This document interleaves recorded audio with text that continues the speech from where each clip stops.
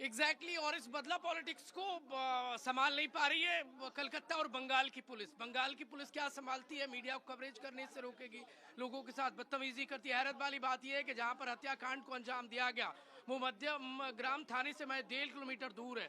आप अंदाजा लगा दीजिए बंगाल में हत्यारों के हौसले किस कदर बुलंद है कि वो हत्याकांड को अंजाम देने के लिए सेफ जगह 1.5 किलोमीटर दूर ढूंढते हैं।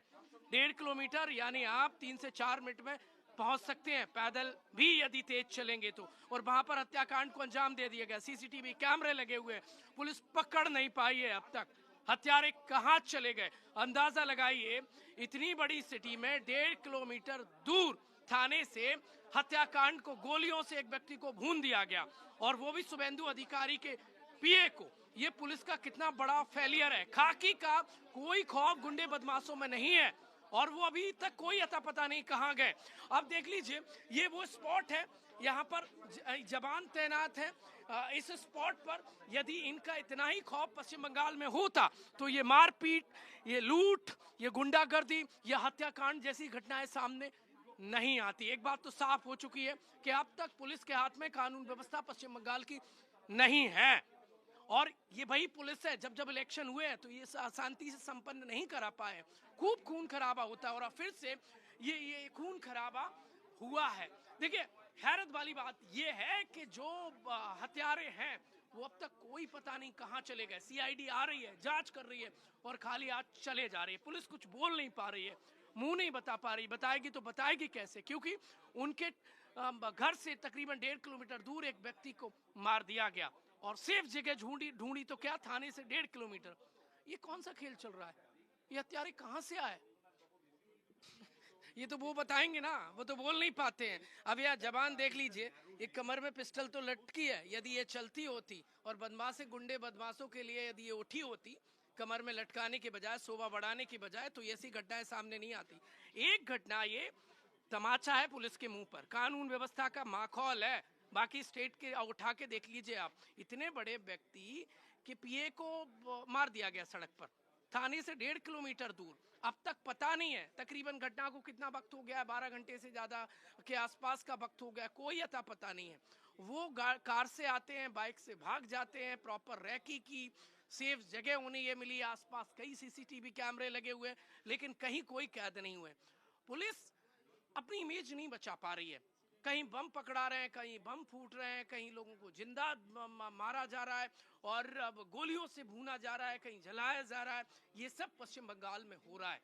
पश्चिम बंगाल में लॉ एंड ऑर्डर नाम की कोई व्यवस्था नहीं है और मशीनरी का ये सबसे बड़ा फेलियर है। एक बार फिर से देख लीजिए, वो कांच के टुकड़े जैसे हैं, वो तो कांच टूटा पड़ा है, लेकिन ऐसी कानून व्यवस्था के टुकड़े पड़े हैं ऐसे ऐसे। इसको संभालना होगा। आम जनता डर गई है क्योंकि वो समझ गई है कि यहाँ की पुलिस उनकी रक्षा नहीं कर पाएगी। अब ऐसे में जनता के बीच में भरोसा जगाने की बहुत बड़ी दरकार है। यदि इतने वीआईपी और बड़े लोगों की सड़क पर हत्या हो सकती है तो आम आदमी के क्या हालात होंगे। वो बोल नहीं सकता, वो बच नहीं सकता। ये व्यवस्था देख लीजिए आप। दूसरी तरफ जिस कार से हत्यारे आए थे वो सिलीगुड़ी का नंबर था। सुबह मैंने जब मैं उस कार को दिखा रहा था, यहाँ से उस कार को लेकर जब वो गए हैं तो उसमें कई चीजें मिली है। एफएसएल के फॉरेंसिक ने वो उसका सैंपल लिया है। हत्यारों को कोई अता पता नहीं है, वो गायब हो गए। मुझे तो ऐसा लगता है कि प्रॉपर प्लानिंग के जरिए उनको कोई मॉनिटर करके गाइड कर रहा था। देखिए लेटेस्ट जो अपडेट है पुलिस सूत्रों के हवाले से वो ये है कि हत्याकांड में जो पिस्टल इस्तेमाल की गई वो विदेशी निर्मित है। ये ऑस्ट्रिया निर्मित ग्लॉक पिस्टल G4 3X बताई जा रही है। इसलिए मैं इसका नाम ले रहा हूँ, सूत्रों के हवाले से ये खबर है, क्योंकि जो कारतूस मिले हैं या जो मौके से वो इसी पिस्टल के हैं, ये अंदर खाने की खबर है। और यदि ये मेड इन ऑस्ट्रिया है तो आप अंदाजा लगा दीजिए कि वहां से कैसे हथियार आया, ये चलाने वाले कौन थे, इनके कनेक्शन यही बंगाल के हैं या फिर बाहरी हैं। ये तमाम बहुत बड़े जो जांच के एंगल हैं वो अलग अलग जगह घूमते नजर आ रहे हैं। और ये जो हत्याकांड को अंजाम देने वाले लोग थे वो शार्प शूटर थे, वो उनका निशाना अचूक था। एक गोली देखिए ड्राइवर को मारी, वो ड्राइवर को लगती है, इसके बाद वो गाड़ी चलाने की हालत में नहीं रहता, गाड़ी वहीं थम हो जाती है। आगे ऑलरेडी हमलावरों ने गाड़ी लगा रखी थी और उस तरफ शुभेंदु अधिकारी के पीए पर बैक टू बैक गोलियां मारते हैं। वो छलनी कहाँ जरूर दिखाइए, किस तरीके से टारगेट करके, जो पहले इस तरीके से पहले पहले पहले पहले इस तरीके से गोली को यूं मारा गया, यानी सीने पे लगी, फिर इसके बाद उसको उसी निशाने से कांच में जो निशाना दिख रहा है वो यूं करके, यानी छाती और इसके बाद सर, ये देख लीजिए। अब पुलिस के बड़े अफसर यहाँ पर पहुंच गए, जांच के लिए पहुंच गए।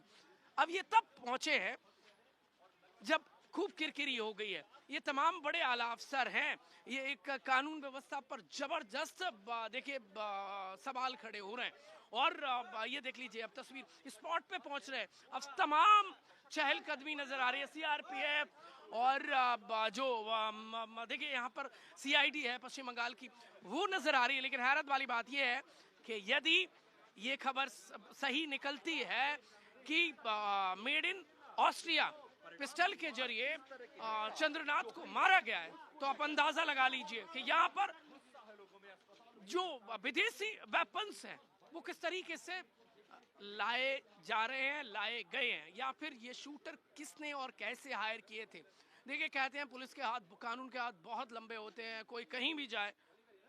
देखिए जांच तो गोलमोल घूम रही है, ऐसे घूम रही है, जनता सवाल पूछ रही है और पुलिस के हाथ अब तक खाली है, कोई अता पता नहीं है। 12 घंटे हो गए, ये इसी एरिया में मर्डर हुआ था और ये पूरा आप एरिया देख लीजिए, सन्नाटा पसरा हुआ है, लोग बाहर नहीं निकल रहे, डरे हुए हैं, सहमे हुए हैं। इस हत्याकांड से जुड़े आपको कुछ जो इन्वेस्टिगेशन बिंदु है वो आपको बता देता हूं।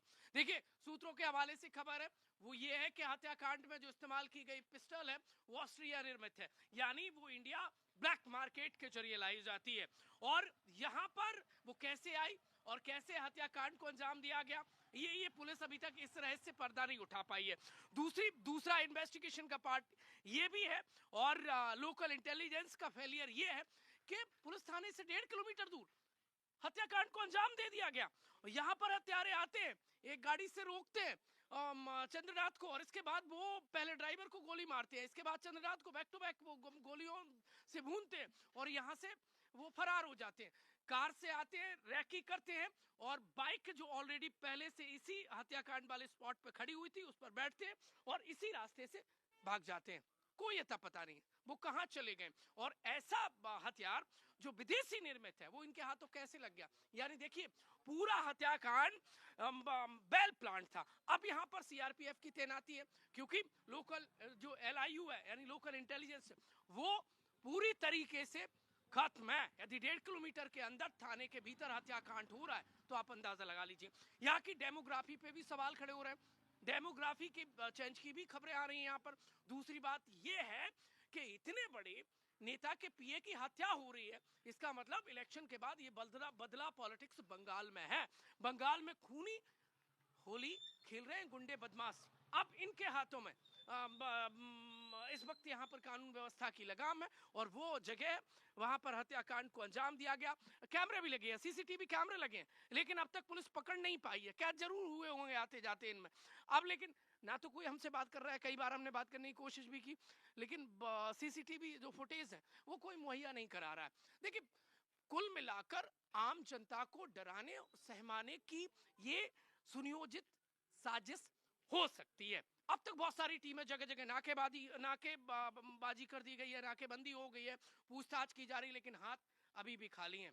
देखिए एक घर का दीपक बुझ गया और जबकि बहुत लो प्रोफाइल थे चंद्रनाथ, ना उनका कोई ज्यादा किसी से मेल जोल था, ना उनकी बातचीत थी, वो सिर्फ अपना काम किया करते थे। अब तक जितने भी पॉलिटिकल जो बड़े, देखिए दूसरी बात ये है कि ये जो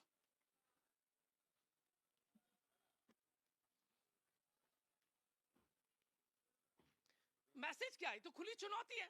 शुभेंदु अधिकारी के करीबी की यदि गोली मारकर सब सरे सड़क पर हत्या की जा रही है तो आप अंदाजा लगा लीजिए कि उनके लिए कितना बड़ा ये चुनौती है। एरिया देख लीजिए, आपको ये जो टीएमसी के झंडे नजर आएंगे, टीएमसी यहाँ से मजबूत रहती है और वो चुनाव जीती है यहाँ से। और उस एरिया में जो जो पार्टी सत्ता से बेदखल हुई है और जो वो पार्टी जो सत्ता से बेदखल हुई वो यहाँ पर जीत गई है। तो देखिए सवाल उन पर भी लोग उठा रहे हैं। दूसरी बात ये है कि 1.5 किलोमीटर दूर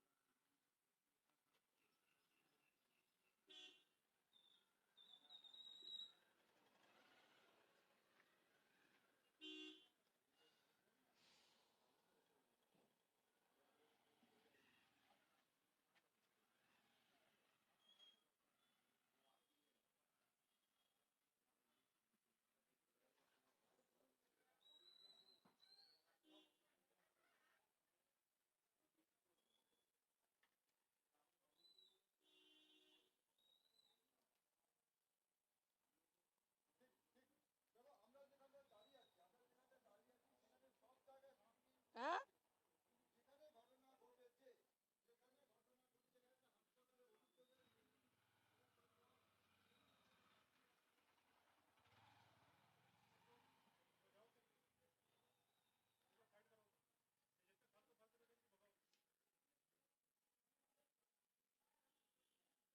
एग्जैक्टली exactly, आप ये देखिए कोई नई बात नहीं है, परंपरा बंगाल की रही है, लेकिन सवाल ये है कानून को अपना काम करना चाहिए। कानून नहीं कर पाया। अब इस एरिया की मैं आपको तस्वीर दिखा रहा हूँ, चलते जाइए और देखते जाइए। यहाँ से इक्का दुक्का ही लोग गुजर पा रहे हैं। आपको जहां तक नजर पसारेंगे वहां तक आपको एटीएमसी नजर आएगी, क्योंकि एटीएमसी का गढ़ कहा जाता है।